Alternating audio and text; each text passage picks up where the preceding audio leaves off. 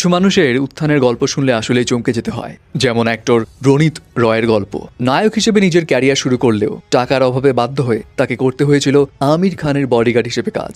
এমনকি যার কাছে একসময় খাবার কেনার টাকা পর্যন্তও ছিল না। বলিউড ইন্ডাস্ট্রিতে এই লোকটার পা রাখার গল্প এবং এখানে চড়াই উতরায়ের গল্প রীতিমতো সিনেমার মতোই সারপ্রাইজিং। রণিত রয় বেঙ্গলি এক পরিবারে জন্মগ্রহণ করেন এবং স্কুলের পাঠ চুকিয়ে তিনি হোটেল ম্যানেজমেন্টে স্নাতক সম্পন্ন করেন। এরপর মুম্বাইয়ের সি রক হোটেলে ওয়েটারের কাজ শুরু করেন। বাসন পরিষ্কার করা, বারটেন্ডিং সহ হোটেলের সমস্ত দায়িত্ব পরিচালনার কাজ ধীরে ধীরে করতে থাকেন। তবে ফিল্ম মেকার সুভাষ ঘাই তার বাবার খুব কাছের বন্ধু হওয়ায় মুম্বাইতে সে সুভাষ ঘাইয়ের বাসাতেই থাকতো, আর সেখান থেকেই অ্যাক্টর হবার ভূত তার মাথায় চাপে। কিন্তু তার বাবা চাইতেন ছেলে অভিনয়ের পাশাপাশি অন্য কিছু করুক, আর সেই জন্য তাকে হোটেলের কাজটা করে যেতে হয়। বাট হুট করে তার বাবা এই দুনিয়া ছেড়ে চলে যাওয়ার পর হোটেলের কাজটি ছেড়ে দিয়ে পুরোপুরি নায়ক হবার স্বপ্নে মনোনিবেশ করেন।